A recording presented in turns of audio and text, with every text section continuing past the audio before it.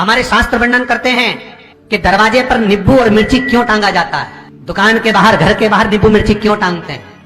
क्योंकि लक्ष्मी और दरिद्रता, इन दोनों देवियों को भगवान विष्णु का वर है कि ये प्रतिदिन भूमंडल पर विचरण करने के लिए जाएंगी। प्रतिदिन, रोज प्रतिदिन लक्ष्मी और दरिद्रता दोनों भ्रमण के लिए निकलेंगे। और जिसके घर में मिष्ठान रखा होगा, उसके घर में लक्ष्मी मीठा खाने के लिए अंदर प्रवेश कर जाती है।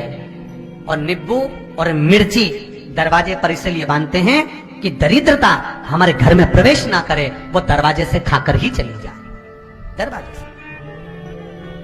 एक बात बहुत ध्यान रखना, जिसके घर में, फ्रिज में, दलिया में या रसोई घर में नींबू और मिर्ची ये दोनों एक ही जगह रखे रहते हैं, उसके घर में कभी शांति नहीं रहती है।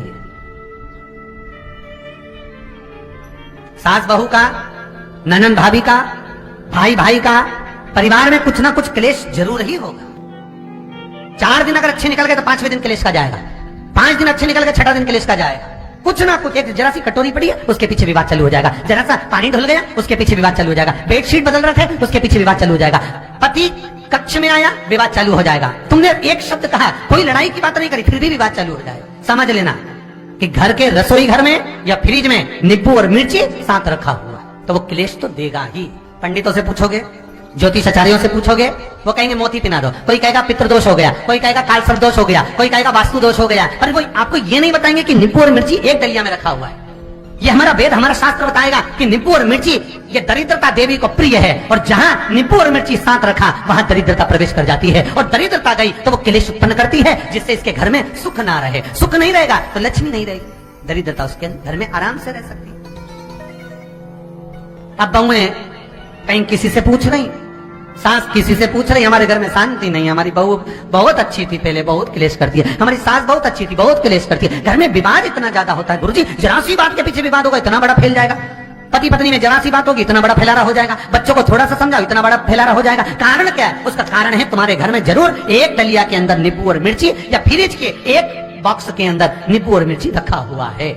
उसका क्लेश तुम्हारे यहाँ रहेगा ही, सदा रहेगा।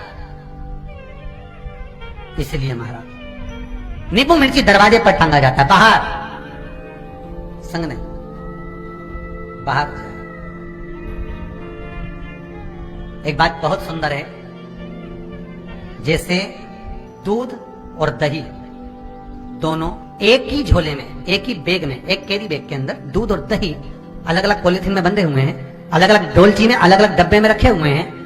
एक व्यक्ति एक ही बैग के अंदर दूध और दही ये दोनों चीज अगर लेकर घर के अंदर आता है तो उसके घर में संपदा की तो कमी आती ही है, उसके घर में संपदा टिकती नहीं है। घर में अगर लाख रुपए रखे हैं तो 3 दिन या 4 दिन के अंदर वो पैसा वापस जाना है। दही और दूध अगर एक ही साथ आया है, एक ही व्यक्ति एक ही झोले में, एक ही बैग में, एक ही कैरी बैग में अगर लेकर आया,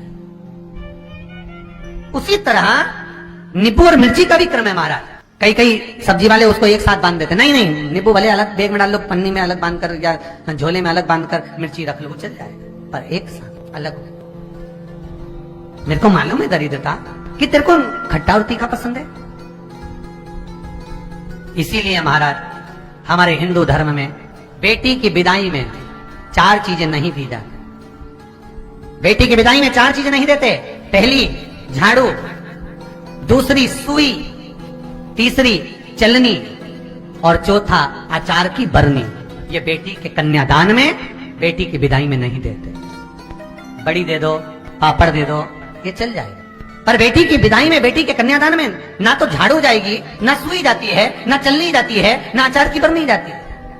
और मेरा निवेदन है, अगर बेटी को तुम्हारे घर का, तुम्हारे हाथ का अचार कितना भी पसंद हो और बेटी की मम्मी बना के दे रहे, नहीं, मत देना, क्योंकि बेटी तन, मन और धन ये 3 चीजों से दुखी रहेगी। अगर माँ ने अचार दे दिया तो बेटी के घर में या तो तन से दुखी रहेगी, या मन से दुखी रहेगी, या धन से दुखी रहेगी। बेटी को ये 3 दुख तो रहेंगे ही। कई लोग तो अपनी बहू से कहते हैं, बेटा तू मायके जा रही, तेरी मम्मी के हाथ का अचार अच्छा लगता है, लिया ना बांध के। अब इनको कौन समझा? तुमने तो कह दिया बांध के लिया ना, पर उसको समझो तो सही, क्यों नहीं लाना है?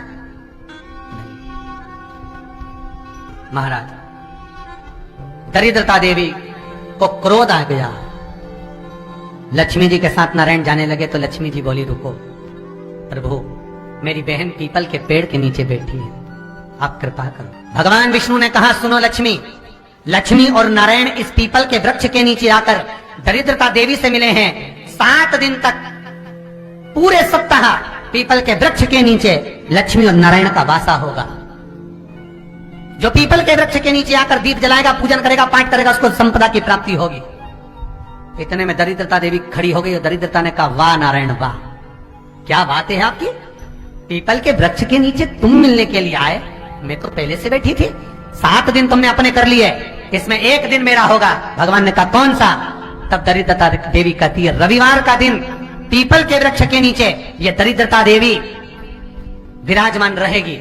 अगर रविवार के दिन कोई पीपल के वृक्ष के नीचे आएगा तो उसके साथ दरिद्रता देवी उसके घर में प्रवेश करेगी। इसलिए शास्त्र रीति में भगवान विष्णु ने उसी समय पलटवार करते हुए कह दिया, अरे ओ दरिद्रता सुन, पीपल के वृक्ष के नीचे अगर कोई रविवार को आया और कोई पूजन की सामग्री लेकर आया, हाथ में कुछ ना कुछ उसके हुआ, खाली हाथ आया तो तू उसके घर में प्रवेश करेगी। अगर भरा हुआ हाथ रहा तो तू उसके यहाँ प्रवेश नहीं कर सकती। ठीक है, वचन दे दिया भगवान ने। इतने में दरिद्रता देवी भगवान विष्णु से बोली, प्रभु, सारे देवताओं के पीछे अधर्म बैठा हुआ है, सारे देवताओं के पीछे अधर्म बैठा हुआ है, दुख और दरिद्रता कहां जाकर बैठे हैं, आप स्थान बता दीजिए। आपको अब भी कहा कथा में कि देवताओं के पीछे, देवियों के पीछे पीठ के भाग में अधर्म का निवास है, आगे धर्म का निवास है। इसलिए मंदिर में अग्रण्य प्रणाम करना चाहिए, आगे की पीछे नहीं। दरिद्रता देवी कहती है, ये दरिद्रता और दुख कहां जाकर बैठेंगे, आप वर दीजिए।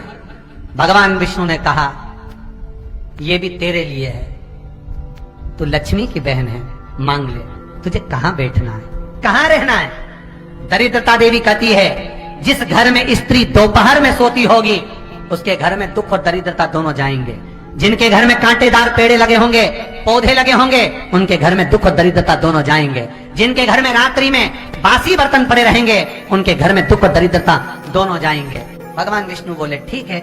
इतने में दरिद्रता देवी बोली, सारे देवताओं में प्रथम मान्य होने वाले श्री गणेश जी महाराज के पीठ के पीछे कोई नहीं बैठा, अधर्म नहीं बैठा। आप हमें वर दो कि दरिद्रता और दुख गणेश जी के पीठ के पीछे विराजमान हों, पृष्ठभाग में दरिद्रता और दुख दोनों रहेंगे। वर दो आप।